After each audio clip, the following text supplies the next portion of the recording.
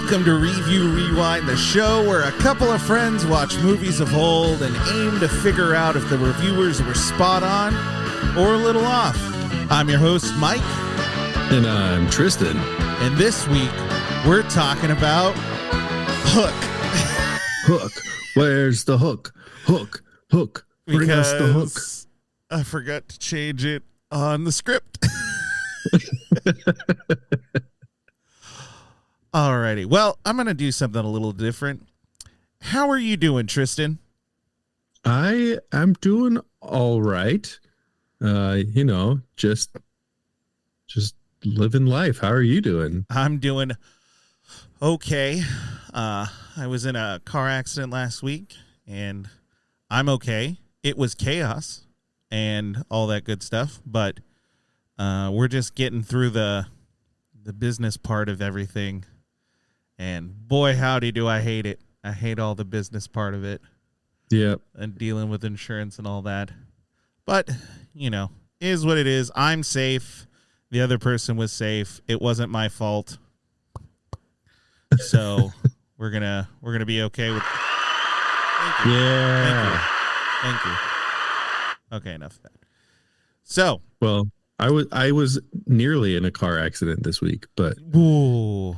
Yeah, I think a similar situation, but I was okay. I made it out, and I blared on my horn for a while. It was great. I fully support that reaction. Alrighty, so the 1991 Stephen Spielberg hit, produced by Kathleen. Is she the one who did? It's the Kathleen Kennedy. The Kathleen Kennedy of current right? Star Wars infamy. Okay. Well, you know what? I don't know what the heck all the other, like, the stuff with Star Wars. We did the whole podcast when Joseph was around, and reading through a lot of that, the fans. The vitriol of, like, some Star Wars fans is terrible. And a lot of hate toward Kathleen Kennedy. But now looking at what she's produced, I don't know how anyone had that opinion. Like, I don't know how we don't give her the benefit of the doubt, because E.T., she's a huge Indiana Jones, Gremlins, Goonies, Color Purple, even some other stuff, Young Sherlock Holmes, which to us, not that big a deal, but had okay response, made a lot of money. What are you going to do with it? An American Tale, Empire of the Sun, Who Framed Roger Rabbit. It seemed like she had a long partnership with a lot of, interestingly enough, she did not produce Back to the Future, but she did produce Back to the Future 2 and 3. Yeah, just saw that. Yeah, she doesn't have, they're not all great. She did Back to the Future. Oh, she did? Yeah. Oh, I missed it. Sorry. She did Back to the Future. It seems like she had a long running business relationship with Steven Spielberg. Mm-hmm.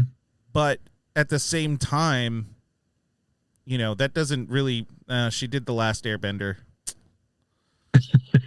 The movie, not the show. The show is fantastic. The movie is awful. But yeah, she gets a lot of hate, and I actually don't know if that's in the right spot. It'd be one thing if, I'm gonna piss some people off. It'll be one thing if it's like Jacques Schneider, Zack Schneider, where, like, he didn't have a very big resume, and even his resume wasn't necessarily that great. And then they gave him the keys to the DC vault, and we're just like, have at it. Like that, you can look at it and go, objectively, maybe not a great idea, whatever it might be. And then, however you feel about it, I have my opinions. But she has a great resume. So I don't know why. I guess I never looked into it. I never thought she was bad in any way, shape, or form. I just now it's just, even more puzzling. I think fandoms can easily get inside their own echo chambers, and they just become really gross now. And I'm just gonna say it too. It's a lot of weird, insecure guys who just hate women. And those people suck and should be removed from any fandom. I think it's funny that, and they're like often the most vocal online. Yeah. I think it's funny that you have brought up Jacques Snyder, because like Kathleen Kennedy has this like really awesome like portfolio of things that she's done, and everybody is like, no, she's ruined Star Wars for everything. And then you have Zach, who like is not that great, but everybody's like, bring back the Snyderverse, bring back the Snyderverse. Right. And it's like, no. Right. Maybe we'll just so I can angrily yell for 3 hours or something. A Snyder version of this show, but Frank Marshall and Gerald Mullen also produced it. Screenwriters were James V. Hart and Malia Scotch Marmo. Scotch? Scotch? Is it Scotch? I don't know. It's spelled like Scotch. So for James, this was, well, if it's spelled like Scotch, then I am illiterate, which, touche. James V. Hart and Malia, this was their first screenwriting credit. Interesting. Nailed it. Good job. Awesome. Mm-hmm. Malia continued to do the screenwriter. She was a screenwriter for Jurassic Park and Madeline. Mm-hmm. And that was it for her. James went on to do a bit more. He did the rewrite. He did the screenwriter for Dracula that came out in 92. He was the screenwriter for Muppet Treasure Island. Great movie. Tuck Everlasting. And then went off the wagon a little bit. Lara Croft Tomb Raider, The Cradle of Life. That's the sequel, I believe. Yeah. And I didn't realize Sahara had such bad ratings. Yeah. People did not like it. It's a decent movie. I don't know if it's well, when we do the 2000s, we'll rewatch it and revisit it and see. Yeah. You know what? I don't remember it being bad either, but I don't remember a lot of things. I don't remember how to read Scotch, apparently. Scotch? Epic. He also did, his last thing was Epic, and from my understanding, that one was pretty good. Anyway, so lots of talent here. Distributed by TriStar Pictures, which doesn't really exist anymore. Rated PG. Genre as a kids and family fantasy adventure. Nailed it. Agreed. Release date December 11th, 1991. I was about to turn 5. Right. I had just turned 2. Yeah.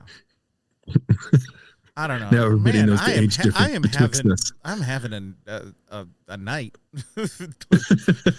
with my head trying to work. Alrighty. It had a budget of around $70 million. It grossed in the U.S. $119 million, about $120 million, and then worldwide $301 million. And I also went ahead and did it.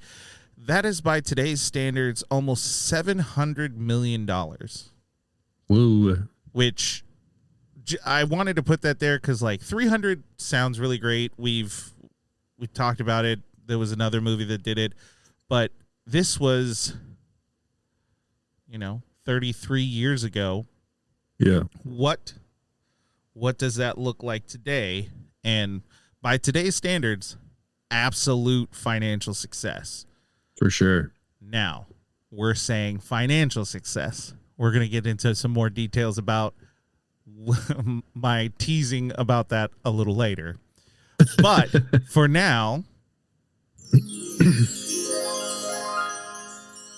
we transition into what's the plot.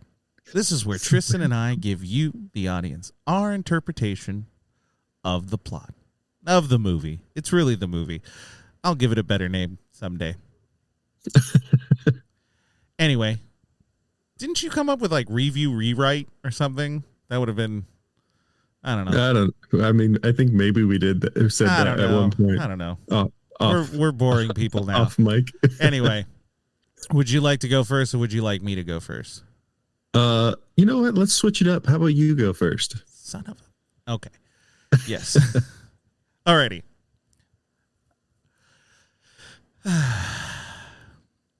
Sometime around 70 years after the adventures of Peter Pan, we find Peter Banning. His name was Banning, right? I wrote that and now I'm doubting it. All right. Robin Williams, a business guy that we are not supposed to like what he does. And I certainly don't. A man consumed by his job, working to make more money regardless of the toll on his family. After missing his son's last baseball game of the season, the family flies to England to join Wendy. Yes, the Wendy. This is Peter's first time back to the sacred Wendy home in 10 years. We get a little more development leading to Peter yelling at the kids. We are taken to the big event honoring Wendy and all she's done for orphans. Peter being one of them. Also, a lot of orphans in the room seem to be just as old as Wendy, so I don't really understand. There was some casting issues in this, but moving on. The adults return to a ransacked home and the kids missing. They find a note written by Captain Hook saying that if he wants his kids back, Peter has to go to Neverland. They're then given some weird detective tropes by Phil Collins. And Wendy freaks Peter out by telling him that he is, in fact, Peter Pan, but he doesn't remember. In a drunken stupor, Peter is attacked by a firefly that looks just like 90s sunny... fudge. Peter is attacked by a firefly.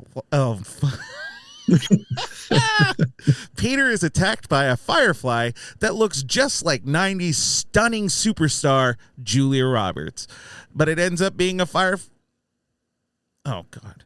But it ends up that the firefly is, in fact, Tinkerbell. You know, that Tinkerbell. The Disney character. After knocking Peter out, she takes him to Neverland. He's dropped off and led through Pirate Town of Eye Patch Alley. Did you know that was the name? Good, because I just made it up. Anyway, he finds his kids with the dastardly delightful Captain Hook, Dustin Hoffman. After failing to save his kids in the most depressing way possible, Peter is thrown overboard after being given 3 days to get fit and remember his past. Peter is rescued by the making out mermaids who all give him the air in the only way possible, a kiss. And we are faced with the first real conundrum about this story. Is Peter 40? Yes. Do the mermaids look like kids? Also yes. Are they kids? No. Is he actually 40? He might actually be like 300 years old, and those mermaids might even be older. Is this a side tangent? Yes, because a lot of people either kissed or tried to kiss Peter, and if you don't think about it too much, it's uncomfortable, and if you do think about it too much, it's still uncomfortable. Anyway, Tinkerbell apparently just thought Peter was dead because when Peter shows up at the camp, she's like, "Oh, Peter, you're alive." We are quickly introduced to a horde of child actors ranging in talent. Some of the kids are excellent actors. Some of the kids are bad actors. Some of the kids are good actors who were directed poorly. And a few were bad actors who were directed badly or badly directed. And Rufio. The new Pan questions Peter, and the Lost Boys are only swayed when Pan receives the fairy treatment. I do believe in Peter. I do. Meanwhile, Hook is faced with an existential crisis. Peter Pan is apparently dead. Maybe not the man, but certainly the idea. So what is Hook's purpose in life? Apparently, it's still revenge. Somehow that was the outcome. Smee convinces Hook to use Peter's kids against him. And let's be honest, the pacing takes its sweet time to see Peter remember who he is, but he does. And remembers stuff no one remembers. How he ran away from his mother after hearing her describe how he'll be when he grew up, and how Tinkerbell found him and took him to Neverland. And did I mention that he was only like 9 months old? I feel like they could have done a little more to build that story. Anyway, he remembers how he found Wendy and then periodically kept coming back and forth for like 60 years and fell in love with Wendy's granddaughter and then kissed her in her sleep, which is kind of weird. Actually, this is the worst part of the movie. Did Wendy groom her granddaughter for Peter? What the hell is happening here? Anyway, Peter is Pan again. He can fly, and he goes to save his kids. He does it in a well-paced, one-liner filled and ready jaunt, and is ready to kill Hook, but is stopped by his kids. But after his continued threats, Peter aims to finish the job and is assisted by the ghost of the clock crop. Is it alive? The croc. Is it alive? I don't know. There are so many little things in this movie that don't make any sense, but I do digress. Peter wins, Hook loses, and the moral of the story is, here's the thing. I think it's funny. The moral of the story, I think, is balance. Peter learns that he has let himself grow up too much, and that's bad. And Peter's son learns that being too much of a kid isn't great either. Wait, why did Jack have to learn a lesson like this? He was the victim through the whole thing. Also, what about Maggie? She was a side character and was sorely underused. He really favored Jack over Maggie. Maggie just was there. I don't think that all the lessons paid off, but, to live would be an awfully great adventure and some BS. P.S. All issues aside, I cried so much watching this movie. The end. Oh, wait. There it is. There it is. I forget that I control the audience. Yeah. The whole audience. I control them. Anyway. Yeah, that's my story, and I'm not sticking to it. If someone has issues with it, I probably agree with you. But this movie put me in a weird place. Not like Rush Hour, but just there was definitely some stuff I was like, what? And then there was definitely some stuff that I was like, oh my God, I love this. Yeah. All right. Tristan, whenever you're ready. Remember what it was like to be a kid? Peter Banning doesn't. He's a lawyer, not that kind of lawyer. And he doesn't have time for silly things like baseball games, heights, or his kids. He's going to make a deal of a lifetime, even if that means making a phone call during his daughter's play. It's Christmas time. You know what that means. If you said umpires wearing Santa beards, give yourself a pat on the back. If you said dad not showing up to a baseball game, draw a picture of him falling out of an airplane without a parachute. It's not the gift you deserve, but it is the gift you need. Peter, played by Robin Williams, and his family are on their way to London to visit Granny Wendy, the woman who took orphaned Peter in when he was young, and the woman he hasn't seen in 10 years. She's being honored for her charitable work, and before leaving for her fancy dinner, She shows little care for her great-granddaughter's concerning comment about a scary window cleaner at the window at night. Kids and their imaginations, am I right? With the parents away, the kids will get kidnapped by pirates. Peter, Moira, that's Peter's wife. Forgive me if I haven't mentioned her, but the movie also forgets to mention her for like 2 hours. And Wendy arrive home to find the house has been broken into, the children, Jack and Maggie, missing, and a note dramatically stuck to the door with a knife.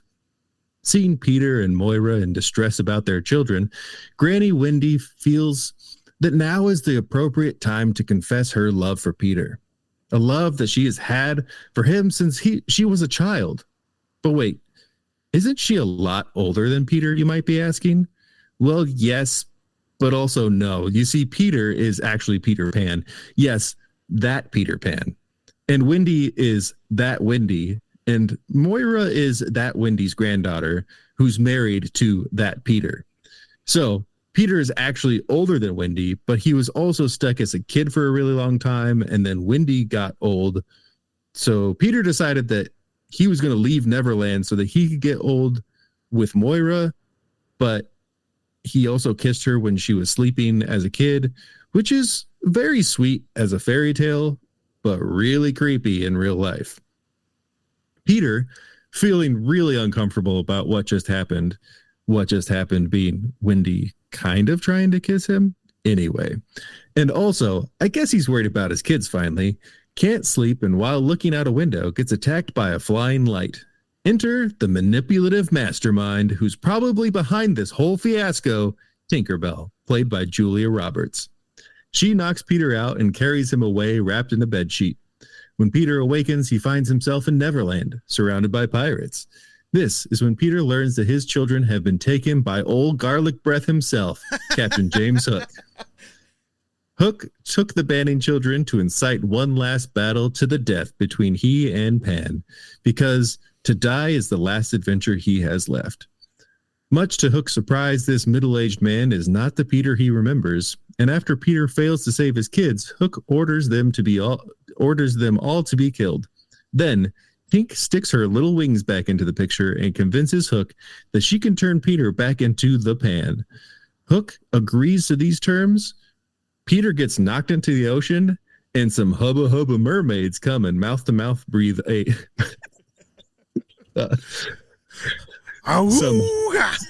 some hubba hubba mermaids give mouth-to-mouth breathing aid to old Pete, and he seems to enjoy it maybe a little too much. After being dropped off with the Lost Boys, Peter has 3 days to remember to fight, fly, and crow, so he can become the boy he used to be. This is when we meet Rufio, the pan-jealous leader of the Lost Boys who lands so many sick burns on Peter, he may as well be a firebender. With the help of the Lost Boys, Peter is able to find his inner bangarang and become a crude, rude dude. The only thing left is for him to find his happy thought. Meanwhile, Smee helps Hook devise a plan to reprogram Pete's children into loving him by being there for all the things their dad wasn't there for. Maggie doesn't fall for the ruse, but Jack gets pulled in as Hook becomes the father Peter failed to be, mostly by letting Jack break clocks and watch him play baseball. Now, I feel like I've gone on a bit long, and I'm going to fast forward here for a moment. Peter regains his childhood memories. He remembers who he is. He flies around for a bit, gets pulled too far into his inner child, and for a hot second forgets that he has kids. Then Tinkerbell gets big, kisses him, and then he remembers, oh yeah, I'm married and I have to save Jack and Maggie. Let's put a pin in that kissing thing for a moment. Okay, so the next day, Peter shows up to fight Hook. A big, colorful battle happens between the Lost Boys and the pirates, and Peter saves Maggie. And there is this weird part where Maggie is with a bunch of kids. These kids aren't the Lost Boys. And the only kids that we see other than Jack and Maggie are the Lost Boys. So did Hook kidnap a bunch of children that he thought might be Peter Pan's kids, and we just don't talk about it? Like, Who are these kids?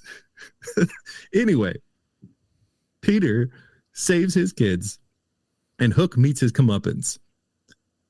And now I know that this is supposed to be a plot summary, but I also know this is our opportunity to poke at the movie and point out weird things. So I'm just going to need a moment to circle back to something that I mentioned before. Remember how I said Tinkerbell is a manipulative mastermind? Well, when she kisses Peter, she says that this has been her one wish. Earlier in the movie, she convinces Hook and that Peter will be ready to fight. And even before that, we hear Smee say that he has a signed affidavit from T. Bell that this is the Peter, which means that Tink was in cahoots with them enough to say, yes, this is the Peter Pan. Was Tinkerbell, was her plan to convince Hook that he needed to get revenge and kidnap Peter's kids in order to bring Peter back to Neverland so that she could have him back because she's been in love with him this whole time? Thanks. I really thought the So moment good. really... That was great. Anyway, it's weird. You have a talent for connecting the dots in a way that, like, I wouldn't have thought. But then when you say it, I'm like, well, duh. Yeah, that totally makes sense. Obviously. Was she in on it? There are things, there are some like, yeah, quote unquote hints that make it feel like maybe they cut it out, but wow. Yeah. Also, Peter has too many people trying to kiss him. Too many people. Too many. And do we ever see him kiss his wife other than when she's a child? I think maybe once. No, I think they did. I think they do at the end. Yeah. But and everybody's happy. You know what? We'll talk about that in the overview or whatever it might be, because I do think that falls under one of those categories. Now that we've unlocked conspiracy theory, what did you think of the movie overall? This movie, it's one of those weird ones that, like you mentioned before, like there's so much that's like, oh, I love this movie, and then there are like a few things that you're like, wait a second, like right. that's kind of weird. Mm-hmm. I feel like I enjoy this movie every time I watch it. Yeah, and I feel like I enjoy it more as an adult than I did as a kid. I don't think I totally understood it as a kid. And then I didn't watch it for a really long time. And then a few years ago, I watched it and I cried and I was like, oh my goodness, what's happening? And then I watched it this time and I cried again. So like it does have these emotional moments that hit really well and it knows what it's doing. Right. There's a lot of nostalgia to it. Yeah. I think it's one of the best adaptations of a Peter Pan story. Just like the characterization of Hook, of Smee, of like the supporting characters, like they're really good. Yeah, I agree with that. Is this considered an adaptation, even though it's like it's just using the characters, but it's not trying to retell the original Peter Pan story. It's trying to like continue it. Is that still considered an adaptation? I believe that would be an adaptation because they're saying that the original story is fact. Like fact in this world. So I think it is like the unofficial sequel. Yeah. Or I guess official. They had the rights. Yeah. I think I agree with that. I think this, well, I will definitely say I do think that this is some of the best world building as far as Peter Pan is concerned where like Hook was a really, even though he's clearly dastardly, like he's clearly bad, he's weirdly endearing. Yeah. Just super endearing. Smee is fantastic. Oh, like Bob Hoskins did such a great job. So good. And as a character, he is excellent. Oh yeah. So I didn't say it before, but I will go ahead and say it now. So we have Dustin Hoffman as Captain Hook, Robin Williams as Peter Pan, Julia Roberts as Tinkerbell, Bob Hoskins as Smee, Maggie Smith as Wendy, Caroline Goodall as Moira, Charlie Korsmo as Jack, Amber Scott as Maggie, and yeah, that's enough. It's because of this movie that Maggie Smith has been 90 in my mind my entire life. Right. Which is funny because I think, if I'm not mistaken, I think Sister Act was either the same year or right after it. And I forgot that she's in Sister Act. Yeah, and I don't think she didn't look this. They're using a lot of makeup. Yeah, but they did a good job with the makeup. Sister Act is 92, so it's the next year. So this, you're right. From this point, it always seemed like that's how old she was. Yeah. But so when she showed up in Harry Potter, I was like, she's still around? Like, she's still going? She's still kicking. Yes, she was still, in fact, kicking. Yeah, it was. There's so much. The sets, I think I talked about this in a previous one about Stephen Spielberg, that he has a very particular way that he uses cameras, and I don't know if that's his cinematographer or his choice, but it's something common that happens. This one, while it used some of it, felt like kind of a tamer version of his normal stuff, and it made it easier to watch.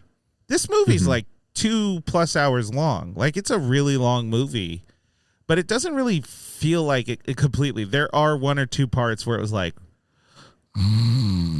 yeah, we could have dropped that. But for the most part, it moves surprisingly well. And I think it has to do a lot with the visuals. Some of it has not aged well, but giving them credit, because I think they were still using, even though there's lots of computer stuff going on, I think they were using the old model of green screen where they, like Star Wars. That's what it looked like, at least. And honestly, they did a really good job. I don't think it was too bad.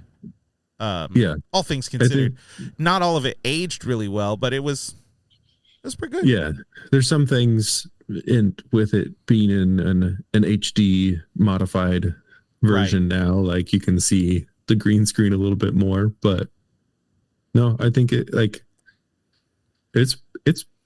pretty impressive. Did you know, this is a random thing, George Lucas and Carrie Fisher are the couple when they fly, when is it when Tink goes Peter, over and there's the couple that floats up, that's George Lucas and Carrie Fisher.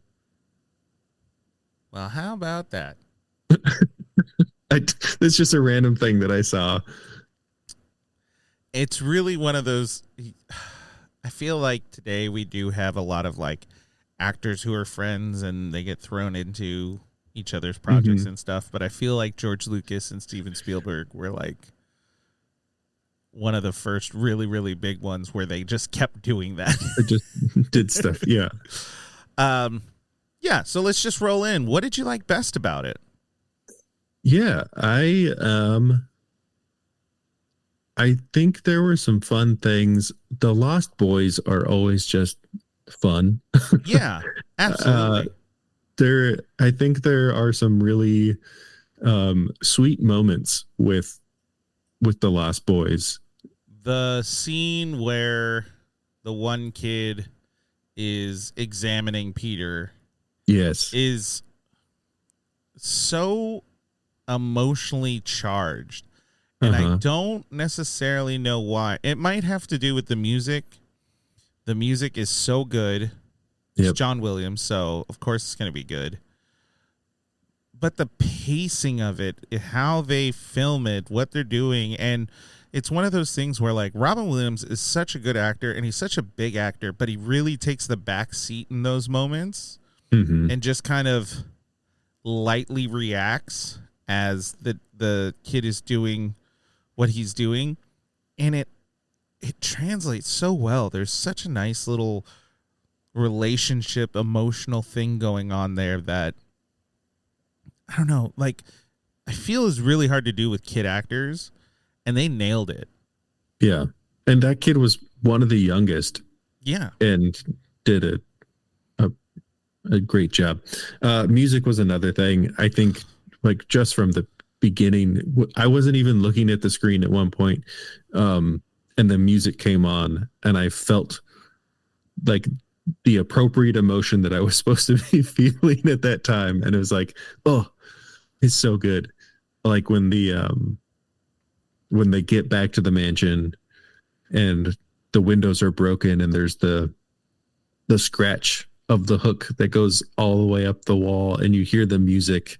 It's like, oh, just thinking about it, I'm feeling the chills. Right. It's really good. I think it's really cool. Do I think it's really cool? I don't know. Something I took note of was the clever use of shadow throughout the film, because, like, Peter Pan chasing his shadow, that whole thing. But they use that a lot in the storytelling of, like, early on, there's the kids making the big shadows on the wall while he's on his phone. There's another scene where like we see his shadow before we see him. Right. So there's a lot of moments that I think was like a well done motif, allusion. I think the relationship between Hook and Smee is, like, the best. It's so good. They're back and forth. Yeah. How about you? The acting, well, let me put this in the right way. The adults acted amazing. Really, really good acting. Dustin Hoffman acted his butt off. He did so well. So good. Yeah. Bob Hoskins, a lot of the pirates, there's just a lot of goofiness, almost like vaudevillian kind of movement and even dialogue. Yeah. It's great. It's super good. The kids, there are a lot of, I will say, you have a lot of kid actors. That's hard to do. That's just really hard to do. And there is a large portion of these kid actors that are really good at what they're doing. They're so good. The kid who played Jack was great. Maggie was cute. She was adorable. She read her lines perfectly. A bunch of the Lost Boys were great. Rufio is fun. All of it kind of works. Like, all of it is super good. Even the kids who they don't act well, still did a good job and, like, did what they were supposed to do. Yeah, the world building, and I think, like what you were saying, I think using the source material to the fullest extent, you know, bringing in the original quotes, because, like, while they work within the moment, the chances of a person bringing back a line in those manners, in that manner, to just say it off the cuff like in a moment, feels improbable. Right. You know, even Peter, you know, to live would be an awfully big adventure, awfully great adventure. Is he really going to like say that again? Maybe, but it still works somehow. And the fact that it works is great. Like there's a little bit where it kind of presses against the suspension of disbelief, but not enough to make you really like look back at it. You just kind of go with the flow. Mm-hmm. Yeah. I liked a lot of it. I watched this with Ray, who's my 6-year-old, and she loved it. There's lots of really good things in this movie. Now, let's talk about the stuff that sucked. Yeah. Real quick, I just want to say like some of my favorite moments were like the pirate scenes. Yes. Like when he when he's like, draw your weapon or whatever, and he pulls out the checkbook to write in it. Yeah. And he shoots through it, and then there's like a beat, and then the pirate behind just falls over dead. A lot of pirates died. It's so good. In this 3 days. Yeah. It feels like an excessive amount of pirates died. A lot of at them the died. Hand of Captain Hook. Like not at the Lost Boys. Captain Hook. Yeah. All right. One more thing. Glenn Close was great. Did you know that? Did you? Okay, I know she's in it. Is she the pirate that gets thrown into the boo box? Is that who she is? That's Glenn Close. Okay, because I was like, when I saw that character, I was like, there's something about this character that I can't put my finger on. And then I was looking at the cast list and saw that Glenn Close was in it, and I was like, but who was it? That's who. Okay. It's so funny because, like, you know, when this may be out of touch, but when like a female actor plays like a gruff male character, there's, you know, the voice is going to be tricky, honestly. And somehow she just put like an accent on there, and it was like, oh yeah, that sounds right. That's perfect. Yeah. That was great. I believe it 100%. There was no moment in there where I was like, I don't know. I knew it was her, and I was still like, oh man, she's a really good actor. That's funny. I didn't realize that was the character. Yeah. So when Hook says, you know, I'm about to win, but you don't believe in me. It's you. And then he goes right next to Peter, but then goes to the pirate next to him. That is Glenn Close. But I think that brings on another thing I really liked. As a character, Captain Hook dominates. Like when he is on screen, he is the star. Dustin Hoffman, of course, but like he owns it. He owns the stage. He owns the screen. He owns everything. And that was such a good interpretation of that, where he goes up to this pirate. The pirate says, no, I believed in you. But his persistence and his like, whatever it is, his aura, his presence was enough to be like, okay, it was me. Yeah. Like I don't know what. Yeah, super good, super great, loved it. Lots of really good stuff in it. Stuff I liked least.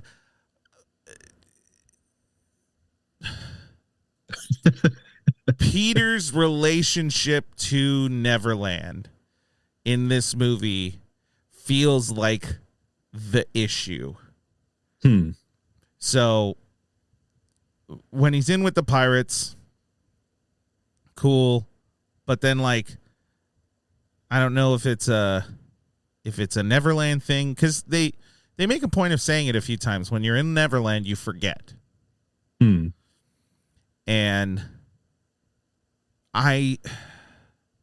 so my theory is, and maybe this was the point of the original. I don't know. I'm not sure. But it seems like in the original, Wendy, John, and Michael, their dad is an a-hole. Like, he's just too stuck up, whatever it might be. And he's telling them to grow up, and they don't want to. So he, in the real world, has forgotten all the things he learned as a child. Neverland is the polar opposite. So it is the opposite of that, where when you're there, you forget everything about growing up. And so, like, yeah, that I know for a lot of people listening, they're like, well, duh. But there's never a concrete thing that says, like, these are the parallels. Here's where the parallel is. And I think this movie makes a point of saying, like, we see the parallel. Here's the parallel. Peter getting so absorbed in his job and everything like that, he has forgotten everything that made him him. And when Jack goes to Neverland, Jack, what we see, forgets everything that makes him him. He loves his mom, and he actually does love his dad. Like, he loves his family. He enjoys the things he enjoys, but a lot of it has to do with the support from it feels like it's support from his mom, and that is taken away from him. And so, like, they're kind of going through this same, like, character development. But the problem is, Jack shouldn't have had to go through with that. And I hated kind of everything that he had to go through. Like, I didn't, there was something about it where I didn't like it. I just didn't like that. But anyway, so there's one aspect. I didn't like how Neverland treated Jack. Then Neverland with Peter, every step of the way, something feels off. And I don't know why it feels off, or I don't know what the story point is for it feeling off. So, first thing, when Peter gets back to the Lost Boy camp and Tinkerbell's like, "Oh, you're alive." What do you mean? That line cuts into the story. Like, it just like stabs into it and pulls down, but it doesn't have a payoff. But it's just super, like, you're like, wait, so did you think what happened between he her? Died? Yeah, and then that was fine. Like, that's okay. And then prior to that, the mermaid relationship, like, that whole thing is just weird. If I don't remember the original one, like, wasn't the idea of the mermaids, weren't they, like, bad? Or did they help him? I don't remember. I feel like the Disney one has skewed my perspective on it.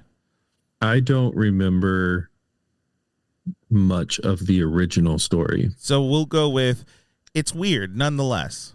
Like, the CPR underwater with, like, a weird sensuality to it. Undeserved. Doesn't work. There's no payoff. There's no one goes back to it going like, did you get help from the mermaids? Yeah. Like, it was unnecessary at best. And then, you know, she says her thing. And then, like, the Lost Boy relationship, everything there, that was great. But how long it took felt more than 3 days. Right. So I never noticed it. He had padding on in his little tuxedo outfit. He has padding to make him look a little fatter. So when I noticed that. He, you know, works out, whatever, he loses a lot of weight. I'm like, even in Neverland for 3, exactly, thumbs up. We got thumbs up on the screen again. Even for Neverland, even for everything, that just feels unnecessary. He lost all that weight in a day. And it was like 15 pounds. Like it's a lot. Yeah, it was an unhealthy amount. His whole backstory narrative, I don't know what they were thinking with that. None of that made sense. None of it. It didn't help. It didn't make you more sentimental or anything like that. It was literally, you have a scene where a baby's stroller gets pushed by the wind and his mom forgets about him and doesn't chase after him. So like the moral of the story there is his mom is either super negligent or he has baby superpowers. Well, the way he talks about it suggests that it was his choice to run away, which is not believable. Right. By the visuals given. If you had a 5, what makes it worse is now it makes you think, it puts your brain into a position where you actually have to try to like put the puzzle pieces together, and that's not good. You don't want to do that. You want to try to like build enough time to just kind of move through it and you ignore it. This one gave you so much time to think about it. How does time work? Yep. Because kids don't grow up, but he got taken to Neverland when he was a baby. Yeah, and then when he met Wendy, he was like 13. So yeah, I think 10 is what they suggest that he was. He looked 40. No, he didn't look 40, but he looked like he was 16. Right. So then, like, the question is, then how old is he? He has to be like 300 years old. Yeah. No, he's got to be, because the outfits that they're wearing in the flashback are like the 1700s. Mm-hmm. The 1700, like England, I would assume. Yeah. So he's easily 350 years old. Yeah, I would suggest that maybe it's saying that Neverland doesn't stop you from aging; it just super slows down your aging. Maybe which when you're an adult, do you also stop aging? Because I think the idea is that Hook has also aged. Yeah, because but Hook has been there for a long time as well. He has been there for a long time, but I do think we are to assume that when Peter was young, Hook was also younger. Mm-hmm. And now he is much older. He is in the Neverland version of 60s or 70s. Yeah. So there's just this weird. Do the pirates come to the real world often enough that they age more? I don't know. It's a weird thing. Yeah, I watched that too, and I was like, how was he taken as a child, as a baby, and then is growing up in a land that kids never grow up? And how old is Tinkerbell? And is she grooming him? Yes.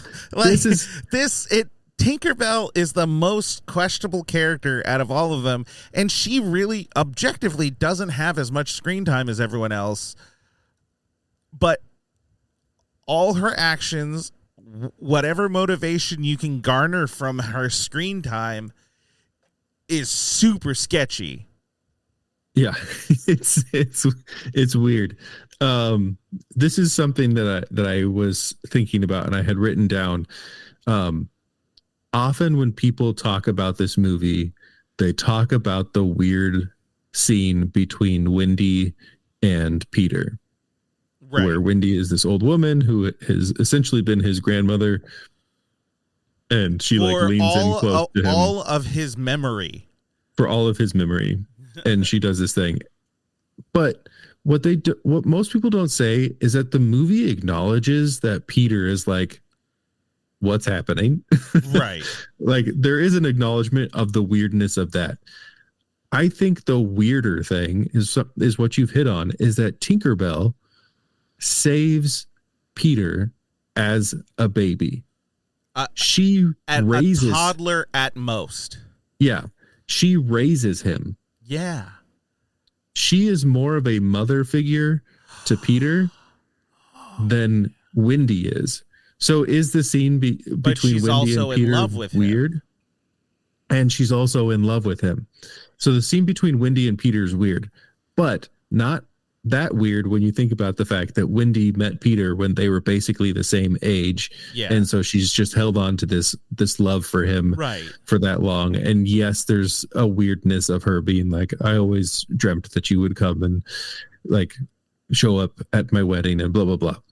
Anyway, but the weirder thing is Tinkerbell saving a baby, raising that baby, and then being in love with that person.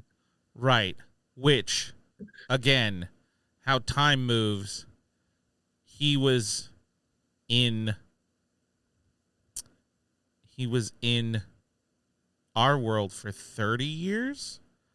So that's like 150 years in Lost in Neverland time. Like it's a long time to hold on to that. And then is her wish, now that he's an adult, she can now make that move, or she could never grow big? Like it didn't make sense. There's so many questions that don't have answers, and even if there is an answer, I don't think it makes sense. Yeah. Like we said, this movie's great. It has a lot of problems. Yeah. Yeah. It's weird that she is the one who's like, Peter, do you remember why you're here? Trying to remind him that he's there to save his kids.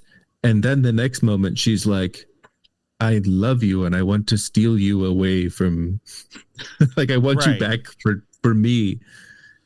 And then yeah.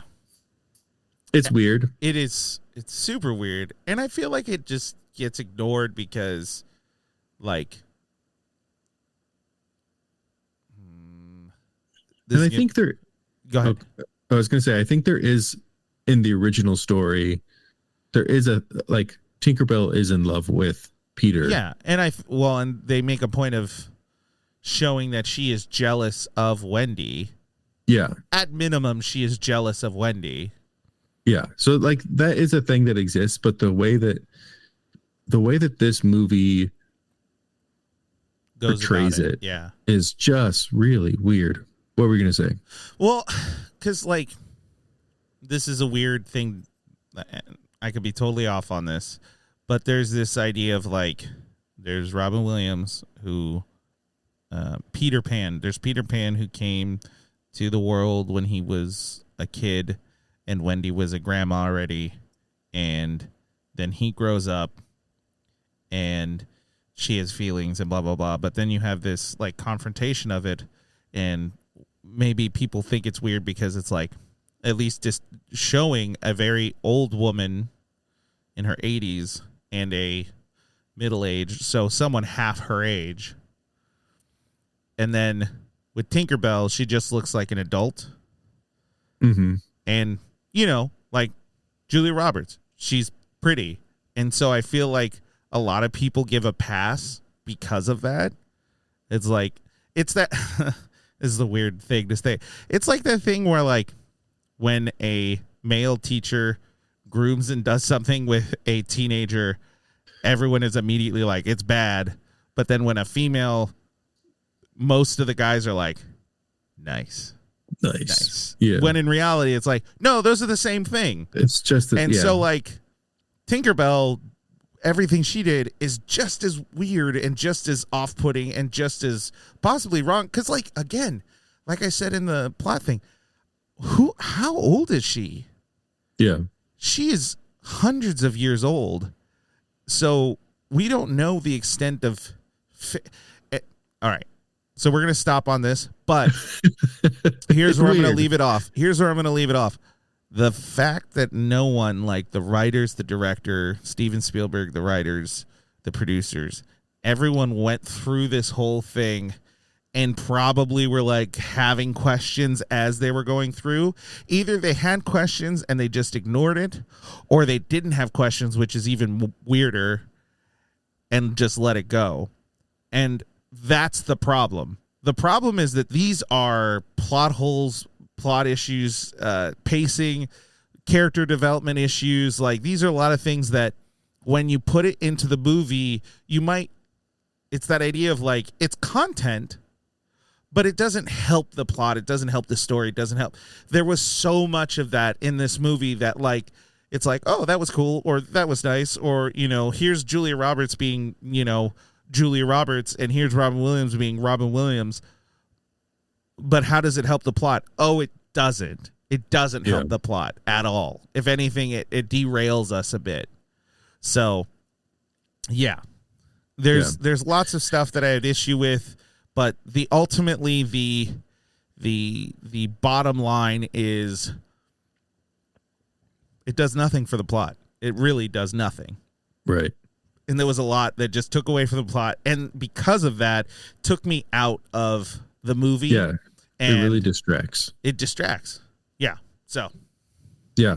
I think it's interesting because along with that, I feel like pretty much any scene with Tinkerbell, any scene with Julia Roberts felt weird. It took me out of the moment every time it cut to Tinkerbell for her to say her line. And I think part of that has to do with the fact that she was the only actor who wasn't actually in a scene with anybody. Like, all of her stuff was green screen by herself. Yeah. And then they added her in. So I think part of that is weird. But then there's so many of her scenes that just feel like. Do you think it was her pacing and like her tone? Because her pacing and tone felt the same throughout the whole movie. It was, hey, Peter, blah, blah, blah, blah, blah. Like she had a very specific rhythm that she continued on throughout the whole movie. But like when you put it up against Dustin Hoffman or put it up against Robin Williams, it didn't match what they were doing. Yeah. And so maybe that's where some of that. Well, and then they kept cutting to her reaction to the things that the Lost Boys did. And it didn't always fit. Yeah, it was always kind of off. Yeah. Yeah. So like, I don't know, in some ways I feel like the majority of Tinkerbell being in this movie didn't need to be in it. Either the cutaways or the scenes between them, like it didn't really need to be there, at least in the way that they did it.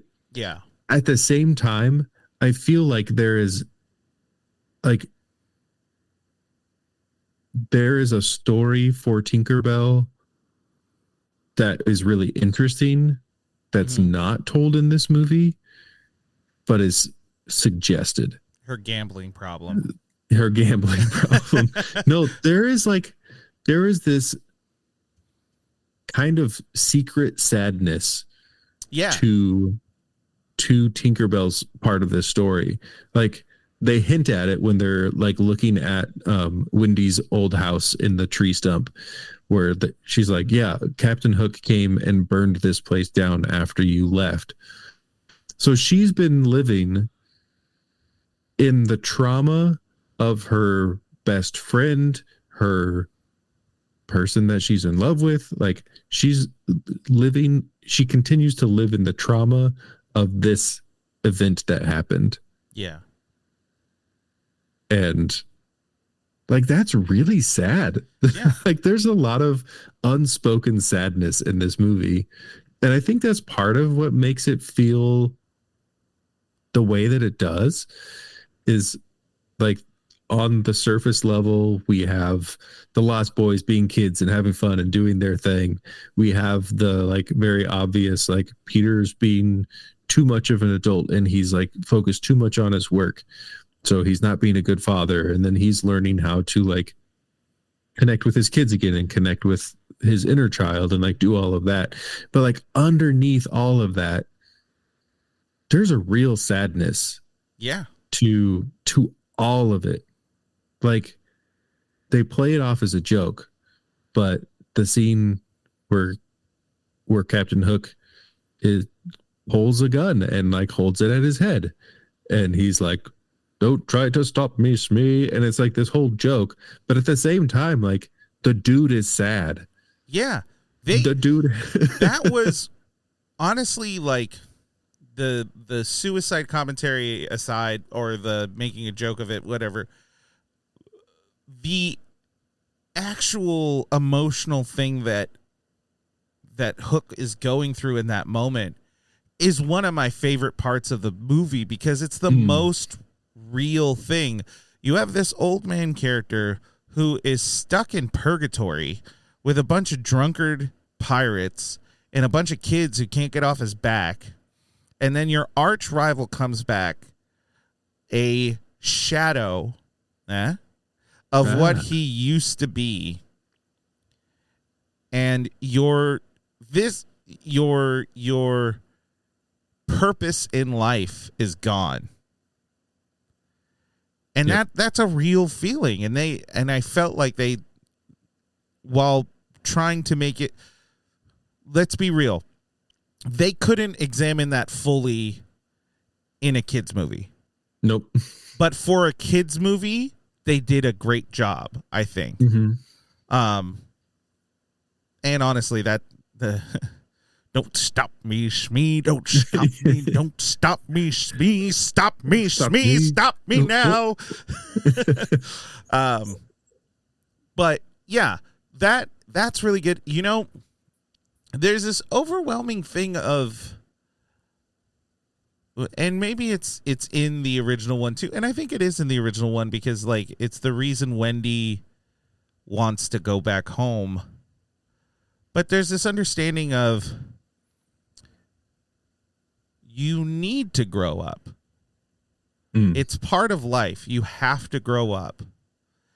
And I think part of Tinkerbell's sadness is she feels she will never be able to. Almost like she's not allowed to grow up. And she thinks, or what if in the story that we're given here, it's almost as though if she could have Peter, she can grow up. But her sadness is even more expressed because her choice is have Peter and grow up, let Peter go and be in your purgatory. Yeah. Like that's such a heavy decision. And that's the weight of her sadness. And like you said, I think when it does kind of come up, it is kind of treated as a joke. But that would have been that would have been something really nice to peel apart and to look at and to like do something with. But how it's treated feels more like just like, oh, I have a crush on him. Yeah. And it feels wasted. And I think that sucks. You know, that's a crummy thing. Yeah. Oh, all right. Anyway, man, the hardest part is like, how did they get far? How did they film, get all through this? And then I'd love to know the background. Like, did they get to the point where they like filmed a ton of stuff and they had it all together and then they were editing it and they were like, crap. We made another weird one, guys. Well, let's take this out. Let's move this. This is kind of weird, but it pushes this along, blah, blah, blah. You know, there's a lot going on. Anyway, so my favorite character is Hook. I loved Hook. I loved Hook so much. Dustin Hoffman was great. His lines, his delivery, his je ne sais quoi. Like it just, it feels right. It feels right. I don't know if that's how Hook is supposed to be, but it feels like that's how Hook should be. Yeah. That felt like a weird sentence, but I think I'm right. I follow. I agree. Peter Pan was, I think this was another one of those where like Robin Williams killed it. He was so good. He is so good, but I don't think this role shows Robin Williams, the actor, as much as it could. It had a lot of range. His anger felt angry. His joy felt joy. His jokes were good. His pacing, his timing, all of that's great. But it still didn't feel like, this is Robin Williams. He never felt like the main character. Yeah. And so the movie's called Hook. Oh, crap. I missed it. Yikes. All right. Who is your favorite character? I got a second Hook. He's great. If we were to talk about another character, I think Smee is also just so good. When Bob Hoskins gets to be British, which he was British. He's so like his how he talks, his accent, everything about him, his pacing, his delivery, everything is just so good. Yeah. It's just he was good. And then I think he's a favorite because he's just a delightful character. But Toodles. You gotta love Toodles. I lost my marbles. And then his joy of like, I didn't lose them after all. And like oh. Yeah. That was great. Toodles. There were a lot of fun side characters. Yeah. A lot of the Lost Boys. So this builds into the character, or not the character. Yeah, a little bit into the character, but so I liked a lot of the Lost Boys. The problem was, what's his name? Thudbutt. Terrible. I think he could have been really good. So this movie has some of the best direction that Stephen Spielberg has done, like solid direction, and honestly, some of the worst. The fact that Thudbutt, because like it's not the kid's fault, it's the director's fault. It has to be the director's fault. Like it was literally like, hey, do this thing, and then they filmed it, and they're like, cool, that was great. Yeah. Instead of being like, hey, that was a little much. Oh, don't move your face so much. It's okay. Like maybe they did do that and that's what you got. But man, he was so weird. There were some parts where he was so weird, but I did have the moment where I'm like, it's not weird because you're weird. It's weird because they're telling you to do these things and you're giving them someone and no one is telling you, oh, don't do that. Yeah. No one's telling you that was good, that was bad, don't do that. I think his character was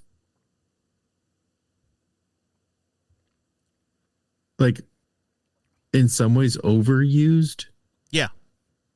Like in especially that last fight or the battle between the Lost Boys and the pirates, like so much of it is spent on him. Yeah. And I think they did that because they're like, oh, we're showing that he's going to be like, he's taking leadership in this battle and like he's going to be the next person. But I feel like we barely got to see Rufio. Yeah. Be Rufio. Yeah. His death didn't feel necessary. I might be wrong in that. I don't think his death was necessary.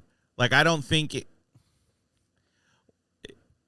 it wasn't necessary to motivate Peter. Like Peter had the motivation because of his kids. Like that's all the motivation he needed. We didn't need to see that. And then it left us in a place where we have an underdeveloped character who gets, it's almost like they made the decision of like, he's going to be the leader, and then went back and went like, oh, how do we make him the leader? Oh, we'll make him the leader in the fight. It'll be fine. It'll be fine. Yeah. And, because in the scene where they draw the line in the sand and the kids are running back and forth, if he was the one saying like, hey, I believe in Peter, let's stand by Peter, then it shows this, like, you have Rufio's side and then you have Thud, who is like coming up as a leader, but he doesn't show up as a leader in any way until the very end of the movie. Right. And it was the smaller kids who who crossed the line. If it was him that crossed the line, then from the get-go you have this like challenge. You have this challenge, not in like an actual challenge, but enough to be like, hey, I get that you have been the pan, but I think you're wrong. Yeah, I'm willing to stand up against you. And he ran back and forth across the line multiple times. Yeah, I think that was weird. And I didn't even think about it until now. Like, Rufio, he's such a big character and sorely underused. Yeah. Like, if he played a bigger part in that battle, montage, in the training, like in all of that, because they wrote him as a character that was supposed to be like kind of the conflict within the Lost Boys with Peter. Yeah. And like, yeah, his line of like, I wish I had a father like you is like, it's a good line, but undeserved. It falls flat. Yeah. Because there wasn't a scene, instead of the scene where Thud and Peter are on the bridge and Thud's like, hey, I have my happy thought I think will help you, my mother. Oh God, that how he said it. Yeah. I don't know how Stephen Spielberg didn't go like, give me like 5 more. Say it as normal as you can. Now a little more happiness. Now a little more. Okay, now pull it back. There. It's like, now I have my happy thought. My mother. It's like, what? Who talks like that? You don't talk like that. Yeah. The kid didn't talk like that. My mother. But if that scene was instead like Rufio and Peter having like a mentorship moment or like a father's son moment, you fixed the movie. Yeah. Oh my gosh, that whole montage, of all that terrible, whatever it is, the drawn out of him trying to find a memory. What if in just that time, in those 3 days, he learned how to be a good dad? And in seeing the kids, he starts to see little pieces about himself. And now these kids see what it's like to have a father, and they're like, oh God, do I want to stay here? Do I want to be in Neverland? And now you challenge the status quo of Neverland, and now he gets that little excitement of like, oh my God, I can be a good father. Oh my God, I can be a good dad. Jack, Maggie, I'm coming. And then he starts flying, and there's his happy thoughts. He doesn't have to like go so far back into his childhood. Like you said, when he talks to Tinkerbell and he's like a baby again, he's like, this is my favorite thing I do. Like, he's super weird. And I don't know, maybe it makes sense. I'm not entirely sure, but it felt unnecessary. And now we could say like, hey, Peter, the pan of Peter. Because pan is apparently like a category of someone. Supersedes or is so much greater than the rules of Neverland. That would show how awesome he is, and the development of character in finding out that his happy thought is his children. Well, his oldest child, which felt a little jeez. Who cares about Maggie? I know. Oh God. But he could have, that could have shown him how to be a good dad to both of them. Yeah. Through being a good dad to these kids. And the moment of like conflict could be like, guys, I love you guys. And I wish you could all be my kids, but I came here to save my kids. And then when something happens, Rufio or any of them could have been like, I wish I had a dad like you. And it would have made sense. It would have been so much better. Oh, that's so good. That's such a good development. It just feels like they wrote parts of the ending and then they were like, okay, now we got to backtrack. Yeah. And the backtrack didn't connect to where it started. And you just had a bit of confusion. Or this was, instead of being a 2.5 hour long movie, it was a 3.5 hour long movie. And then they had to cut out. Yeah.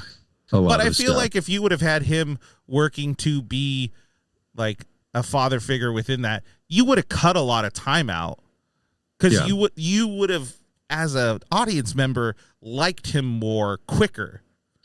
And now you're behind him, and now you can kind of move through a lot of the weeds and just bypass it and then get to the fight.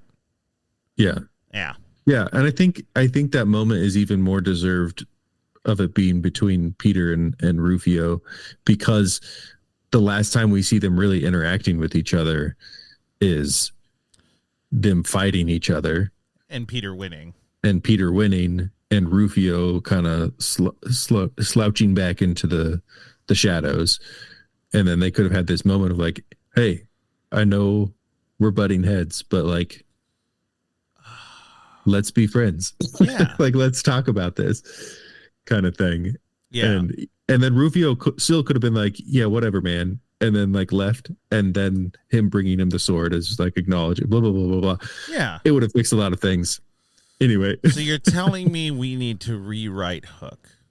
Yeah, I think, is this how movies get remakes? And then we're like, why did this movie get remade? And it's because somebody sat in a room talking about like, wouldn't it have been better if we did this? You know, I wish that was what it was, but there's a good chance that like,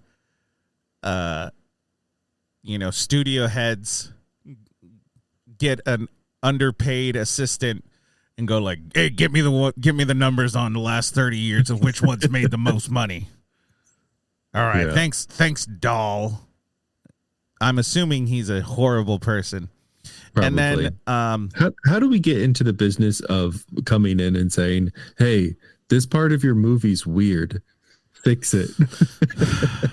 I don't think they're gonna let us in. I'll be 100% honest. But maybe. I've just had an apostrophe.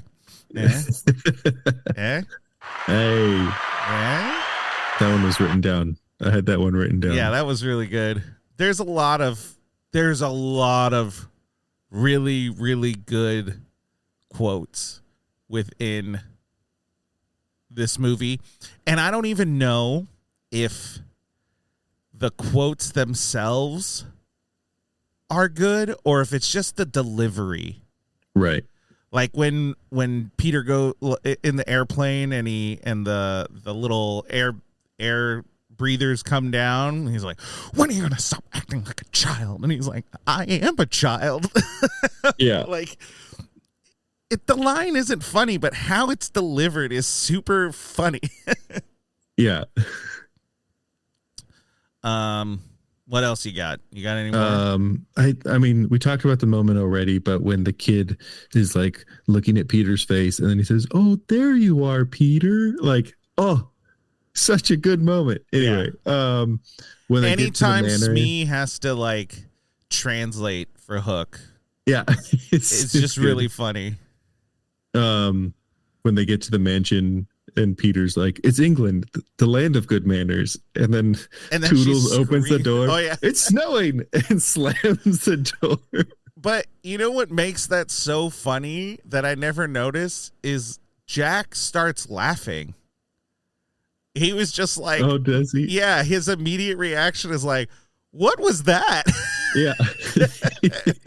And that honestly makes it like, it's so funny. Yeah.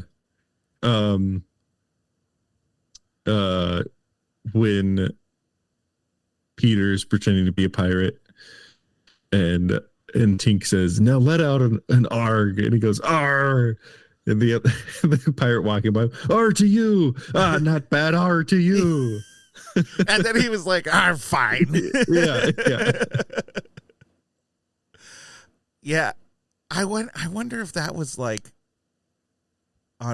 like, was it written or was it improv? Because it flowed so well. Like, his face was very confused. Yeah, just everything Captain Hook said had something humorous to it. Yeah. The introduction of Hook when Smee is like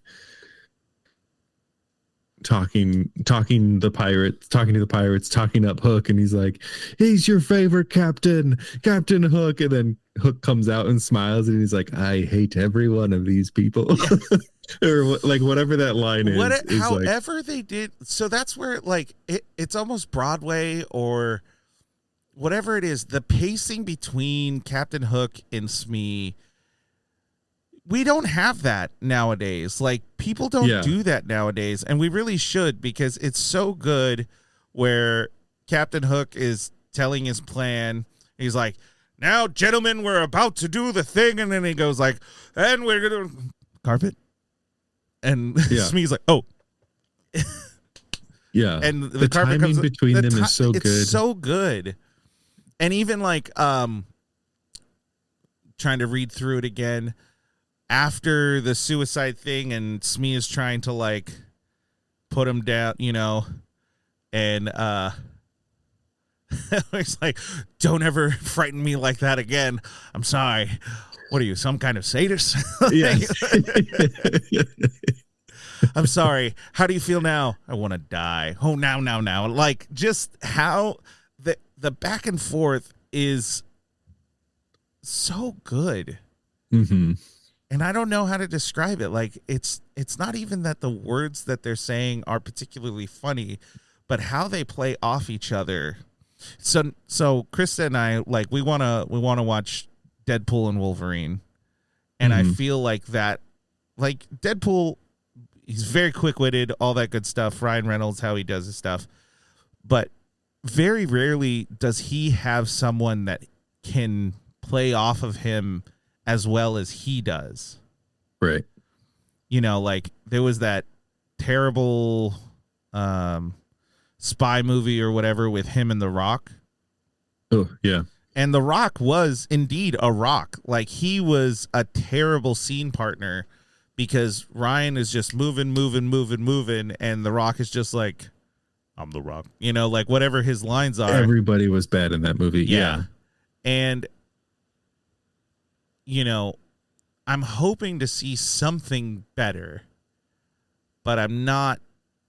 Man, if we could find something that like was willing to be a little more loose with itself to be in this kind of timing, so good. We just don't see it anymore, and I think that's why we get caught up in it.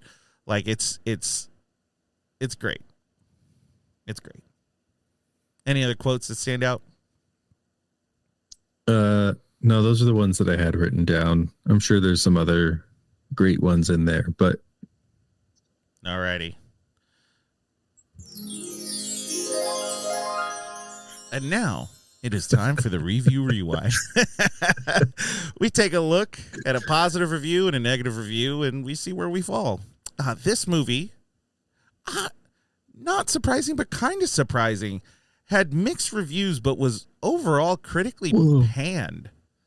Metacritic had 52%. Rotten Tomato had it at 29%. Rotten Tomato audience had it at 76, and IMDb audience has it at 68 or 6.8. So, like, mixed, but overall kind of disliked. Yeah. Which I didn't realize that. Really caught me off guard. I know we have issues with it, and we spent like 20 minutes talking about the issues, but like, but 29% is really low. Is so low.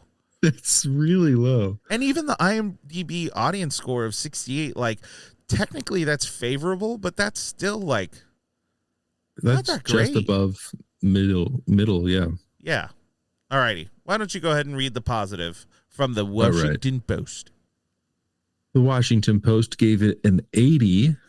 Spielberg and co. have finally made their Disney movie, or better yet, their film version of a theme park at Disneyland. It's sort of like Pirates of the Caribbean and It's a Small World rolled into one. It's a hell of a contraption, and certainly one to be marveled at. It gives a good ride. And it's Pirates of the Caribbean and It's a Small World because there's Pirates. There's a lot of debauchery in Pirates of the Caribbean, and suddenly there's children mixed into it. So and now there's children. Yeah. A little too much praise, but like kind of on point. Like, I don't know if it's like Disneyland, but like, yeah, that seems like a little much. It feels like the reviewer's way of like doing a dig into Disney without actually saying like a Disney movie. You know what I mean? Yeah. I don't know. It feels weird to call a movie like the film version of a theme park. Like, I guess the set design, like they're really focusing on the set design. I don't know.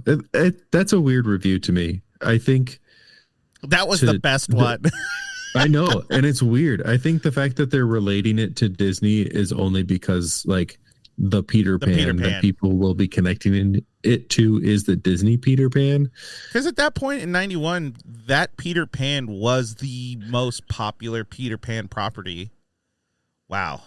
Peter Pan property. Popular Peter Pan property. That was unintentional. Oh my gosh. Anyway, so the next one is from the Boston Globe, just a drive away, and it was a 38%. Hook touches neither fantasy nor soulfulness nor yearning. Mostly it's benign spectacle in which the actors keep yielding the camera to some expensive playground or other. Hook is neither wistful nor primal. It's film's most expensive wind-up toy. Disagree. Like, Hook is... Oh, the movie. I think I thought they were talking about Captain Hook. Talking about the movie, not the character. Dustin Hoffman did great. Yeah. But I don't know if it's benign. I think overall my review would be an attempt to dive into your childhood, but forgetting how to do things sometimes. Like oh my God. Wow. The movie is the real life metaphor for the film itself. Like, it's these adults trying to take this child property and, there's a better way, kids movie property to, try to give it some new life.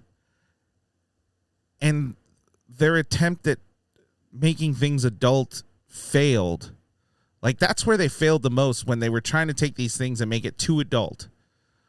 Or they took it adult in the wrong direction. Like, Captain Hook was the right direction in a lot of ways. He was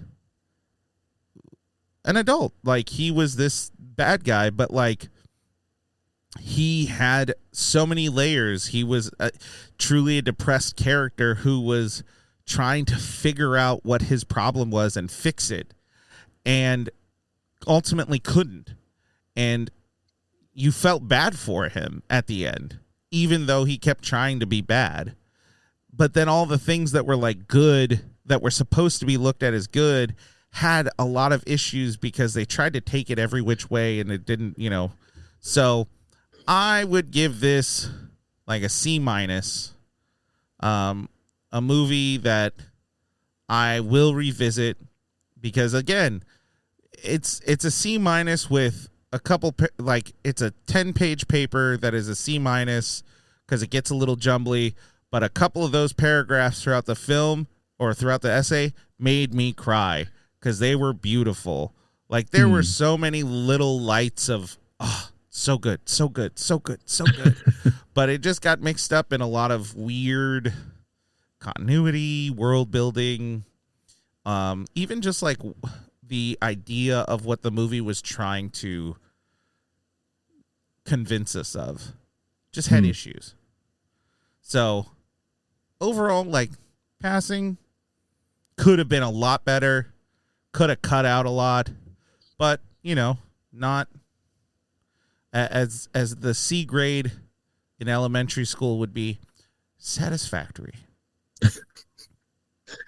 Satisfactory. So this might be the first one that we've done that we have not significantly differing grading on this, but like I think for me, and I'm probably blinded just by like nostalgia and stuff with this one, where the other movies that we've watched where we thought we were going to be blinded by nostalgia, but we're like, nope, this is just bad.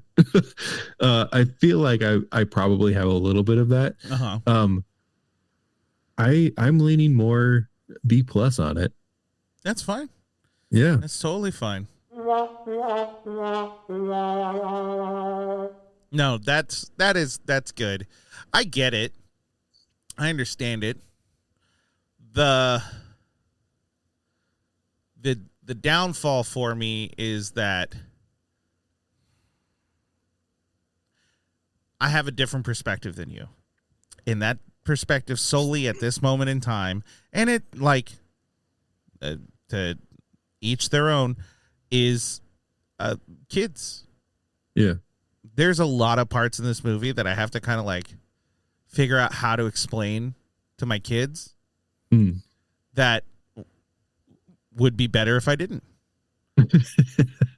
And they're hard to explain because even in the scope of the movie, they don't make a whole hell of a lot of sense. So like, that's literally where I'm kind of like, the nostalgia is not enough to make up for that. Oh yeah, I get that. But again, I do like it. I will watch it again. Yeah. It's fun. There's a lot of fun. It is still very funny. It is emotional. Sometimes it kind of cheats on emotion. Like it knows it's being like heavy-handed on the emotion, but damn it if it doesn't nail it. Like it nails it so well. But then, cut a half an hour out of it, and I probably would have given it a B+ or higher. Right. But that half an hour's there. I can't cut it out. So, it is what it is. But you can check us out on, I don't know why I'm going to try to promote us. We're on social media, but we just post clips. If you listen to it, you've seen the clip. I don't know what to tell you. Actually, no. The Mummy one, I posted something that wasn't on there. Ooh, behind the scenes. Ooh, Well, recording wise, we're gonna have a little break. I don't think release wise we will, so we'll see you next time. And as the good book once said, rewind your reviews and continue to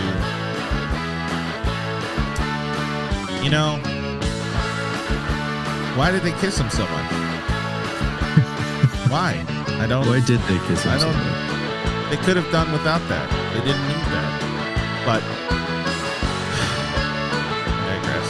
I'm never going to let this go. If you've listened this far, you are a saint. Thank you. And we'll see you next time. Bye. Bye.